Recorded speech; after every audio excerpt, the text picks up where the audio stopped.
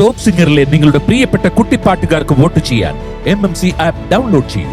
ആര്യ ചേച്ചി, യെസ് മീനുട്ടാ. ഇനി നമ്മുടെ കോട്ടയത്ത് നിന്നാണ് ഒരാള് വരാൻ പോകുന്നത്. ആരാണ് വരാൻ പോകുന്നത്? പക്ഷെ കോഴിക്കോട്ടേക്കാണ് പോവാൻ പോകുന്നത്. അതെന്താ അങ്ങനെ? അത് ബാബുക്ക റൗണ്ടാണ് വരുന്നത്. പക്ഷെ പാട്ട് പാടാനെത്തുന്നത് കോട്ടയത്ത് നിന്ന് നമ്മുടെ മൈഥിലി കുട്ടിയാണ്. Let's welcome Maithili on stage. Hello, സുഖാണോ? എന്തൊരു വ്യത്യാസം ഉണ്ടല്ലോ ഇന്ന് കാണാൻ. ഒരു ചേഞ്ച്. ആ ഉണ്ട്. ഞാൻ അതാ ഇങ്ങനെ പതുക്കെ നോക്കി വന്ന്, പക്ഷെ എന്നെ ഒന്നും മനസ്സിലാകുന്നില്ല. ഹെയർ സ്റ്റൈൽ മാറ്റിയോ? ആ ചെറുതായി ചെറിയ വ്യത്യാസമുണ്ട്. കേൾ ചെയ്തോ? ആ, ആണോ? ചെറുത്. എന്നാ അതായിരിക്കും. പിന്നെ എനിക്കൊരു കാര്യം പറയണ്ടേ. എന്റെ അമ്മയ്ക്ക് ഒരു സർപ്രൈസിങ് മൊമെന്റ് ഉണ്ടായി. ആ. എന്താന്ന് വെച്ചാല് അമ്മയ്ക്ക് ഇപ്പൊ സെൻസസ് ഡ്യൂട്ടി ഉണ്ട്. ആ.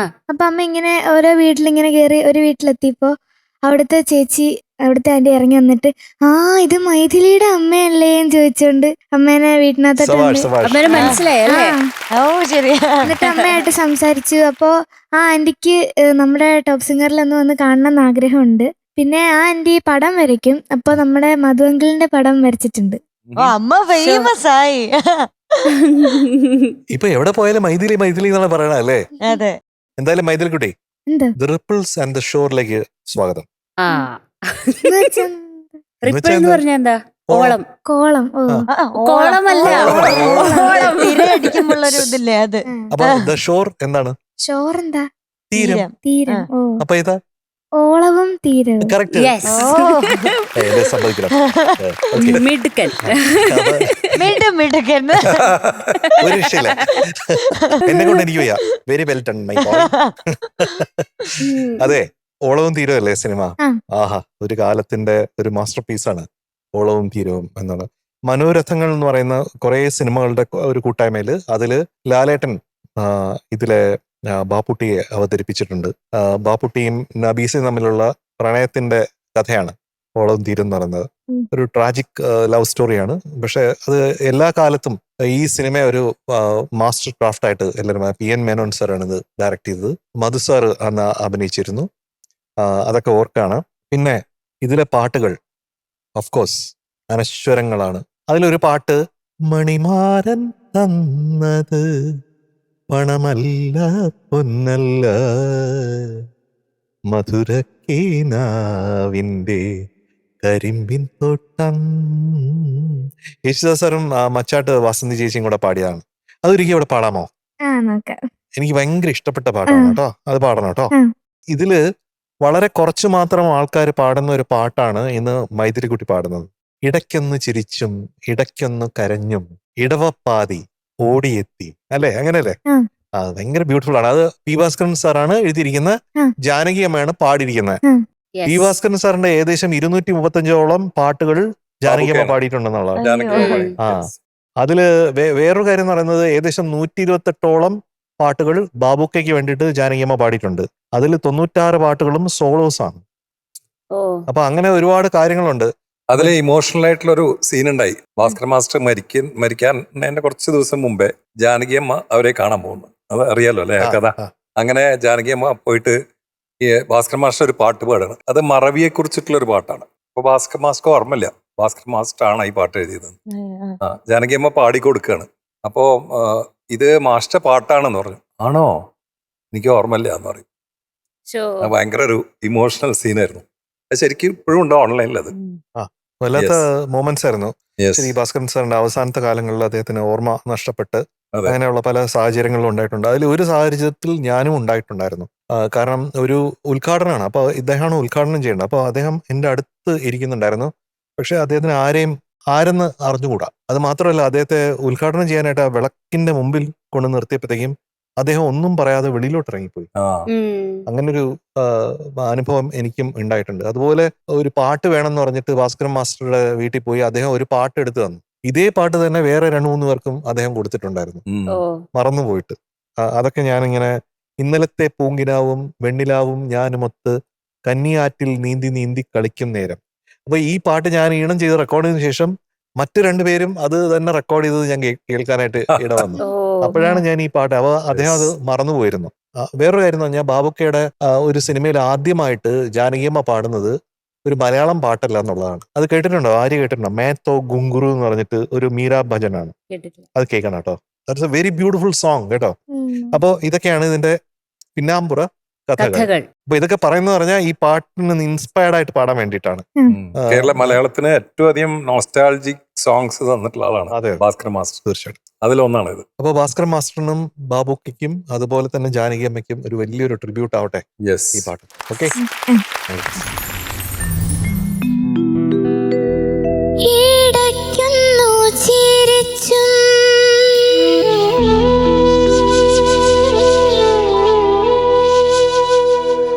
ഇടയ്ക്കൊന്നു കരഞ്ഞും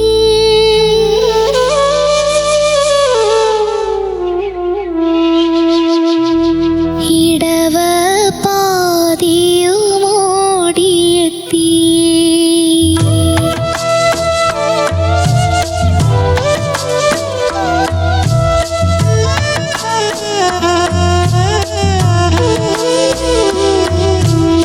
ഇടയ്ക്കൊന്നു ചിരിച്ചും ഇടയ്ക്കൊന്നു കരഞ്ഞും ഇടവ പാതിയുമോടിയെത്തി ഇടവ പാതിയുമോടിയെത്തി തുടങ്ങി കണ്ണുകൾ പേമാരി മടങ്ങിയിട്ടില്ലല്ലോ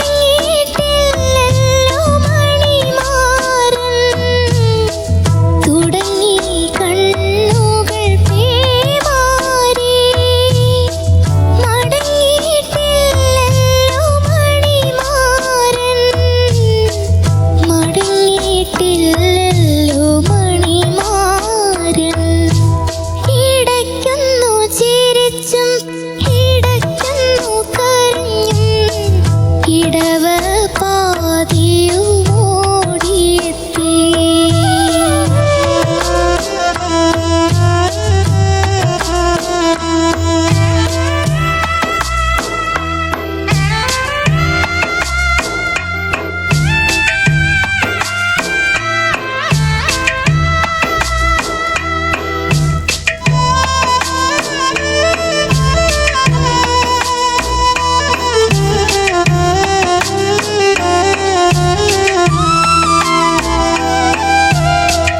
ആശതൻ വയലിൽ കാത്തു വളർത്തിയൊരാനക്കുടൻ മറഞ്ഞുവല്ലോ ആശതൻ വയലിൽ കാത്തു വളർത്തിയൊരാനക്കുടൻ മറഞ്ഞുവല്ലോ കരളിന്റെ കായങ്ങൾ കരകവിഞ്ഞൊഴുകുന്ന കണ്ണീരിൽ മുങ്ങി മറഞ്ഞുവല്ലോ കരളിന്റെ കായങ്ങൾ കരകവിഞ്ഞൊഴുകുന്ന കണ്ണീരിൽ മുങ്ങി മറഞ്ഞുവല്ലോ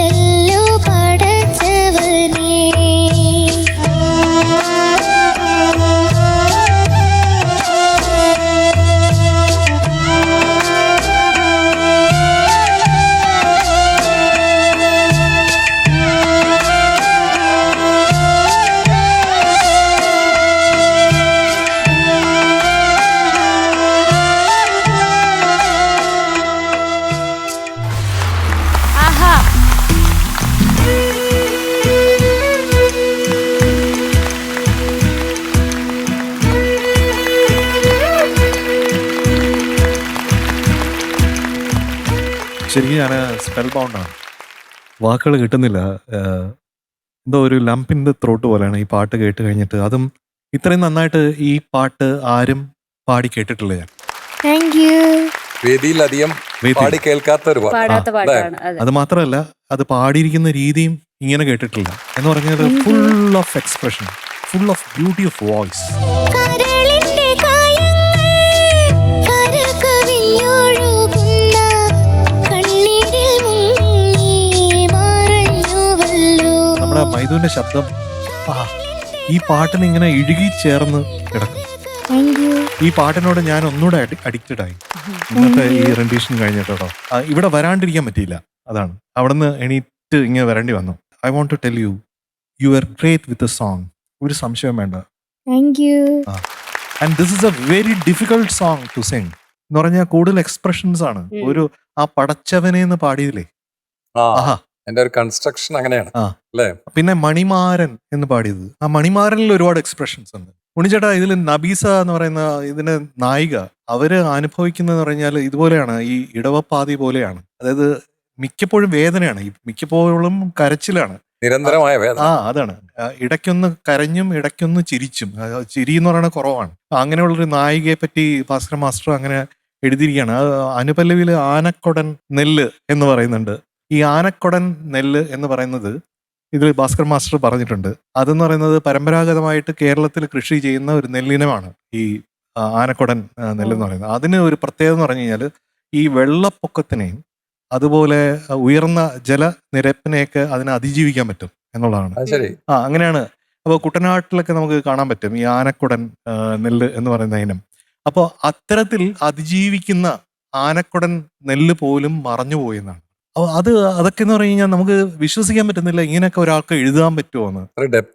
അതുപോലെ എനിക്ക് വിശ്വസിക്കാൻ പറ്റുന്നില്ല ഇങ്ങനെയൊക്കെ മൈദുവിനെ പോലെ ഈ പാട്ട് അതിൻ്റെ ഉള്ളിലേക്ക് പോയി അതിൻ്റെ ഡെപ്തിലേക്ക് പോയി വേണ്ടത് വേണ്ട രീതിയിൽ മാത്രം കൊടുക്കാതെ ഒരു എക്സാജറേഷനും ഇല്ലാതെ നമ്മളെയൊക്കെ കരയിപ്പിക്കുന്ന രീതിയിൽ അത് പാടിയിട്ടുണ്ടെന്നാണ്. Thank you. സോ വണ്ടർഫുൾ മോളെ. Thank you sir.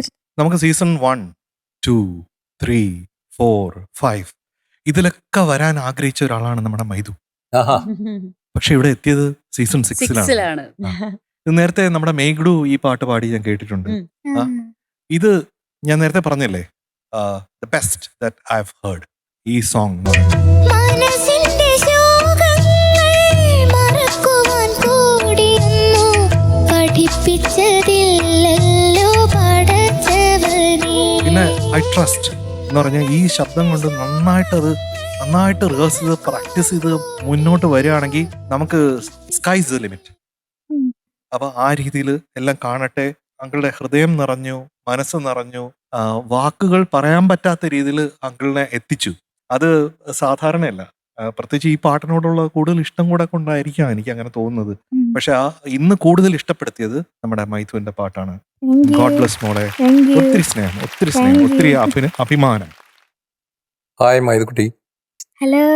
ഇത് മൈഥിലി ശ്യാമ ആണോ എന്ന് സംശയിപ്പിക്കുന്ന വിധത്തിൽ ഇന്നത്തെ ലുക്ക് മാറിയിട്ട് വന്നിരിക്കുകയാണ്. എന്താണ് അതിന്റെ രഹസ്യം? രഹസ്യമൊന്നുമില്ല. പക്ഷെ ആ ലുക്ക് മാറി വന്നോണ്ടോ എന്ന് അറിയില്ല, പാട്ട് ഒരു വേറെ ലെവലിലേക്ക് കൊണ്ടുപോയിന്ന്. ഒരു അൺബിലീവബിൾ ആയിരുന്നു ശരിക്കും. പെണ്ണെടുക്കാൻ സമ്മതിച്ചില്ല, അത്രയും ഭംഗിയായിട്ട് പാടി. നമുക്ക് കേൾക്കുമ്പോൾ വളരെ സാധാരണമായിട്ടുള്ള ഒരു പാട്ട്, പക്ഷെ ഒരുപാട് ഫീലിങ്സ് ഉള്ള, ഒരുപാട് ഇമോഷൻസ് ഉള്ള ടെക്നിക്സ് ആൻഡ് ലിറിക്സിന്റെ ക്വാളിറ്റി, ക്ലാരിറ്റി എല്ലാം മോള് പെർഫെക്ഷനോട് കൂടി ചെയ്തു. സിംഗിങ് ടെക്നിക്സിനെ കൺസീൽ ചെയ്തിട്ടുണ്ട്. അതൊരു വലിയൊരു എക്സാക്ട്ലി ഫീല് വെച്ചിട്ട് ചില സ്ഥലത്ത് നമുക്ക് നമ്മളെ അതിശയിപ്പിക്കുന്ന വിധത്തിൽ പാടി മോള്. എന്താ അതിന്റെ മാജിക് എന്താണ്? ഒരു എക്സ് ഫാക്ടർ ഉണ്ടായിരുന്നു ആ പാട്ടില്, അല്ലെ? കുടൻ സ്പെഷ്യൽ ആയിട്ട് എന്തോ സ്പെഷ്യൽ ആയിട്ടുണ്ടായിരുന്നു. Something built in, outstanding performance.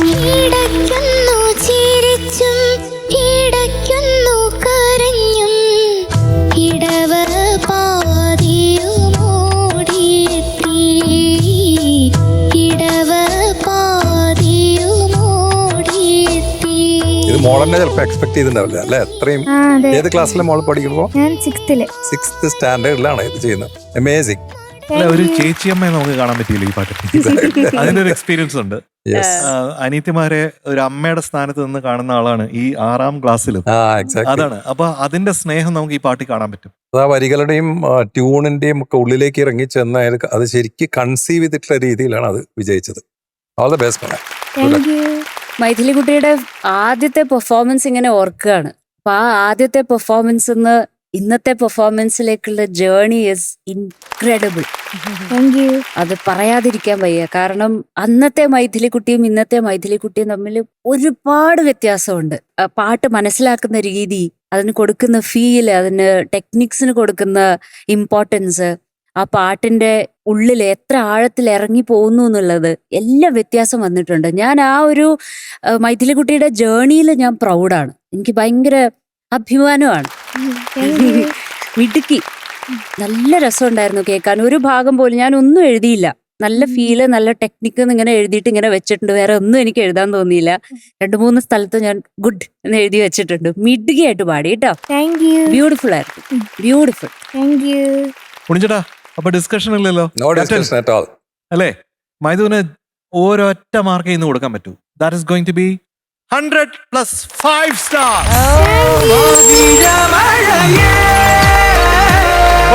ഒരു മധുര മഴ നമ്മുടെ മൈഥുവിന്.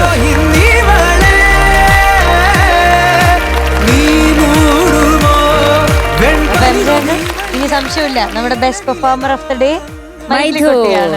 ഒരാള് വരുന്നുണ്ട് ചോക്ലേറ്റ് എടുക്കാൻ. മായോ. ഇതൊരു പാവം കുട്ടിയാണ് കേട്ടോ. എപ്പോഴും ഇങ്ങനെ ഒന്നും പറയാതെ അവിടെ ഇരിക്കും. മിടിക്കാണ്. പക്ഷെ എടുത്തോ.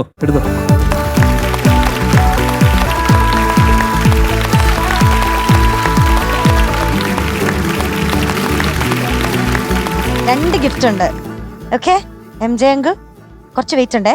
Pure coconut oil. അതെ, പവിഴം പ്രീമിയം കോക്കനട്ട് ഓയിൽ നൽകുന്ന ഒരു സ്നേഹോപഹാരം. പിന്നുള്ളത് നമ്മുടെ ടോപ്പ് സിംഗറിന്റെ സൂപ്പർ സ്റ്റാറിന് കിൻഡർ മോക്സിന്റെ ഒരു ഉടുപ്പ്. Stylish gift. Okay, bye. Congratulations Maithili കുട്ടി. Thank you. അടുത്ത തവണ ഇങ്ങനെ വാങ്ങണം കേട്ടോ. Okay, thank you. Bye bye MJ uncle. Bye. By.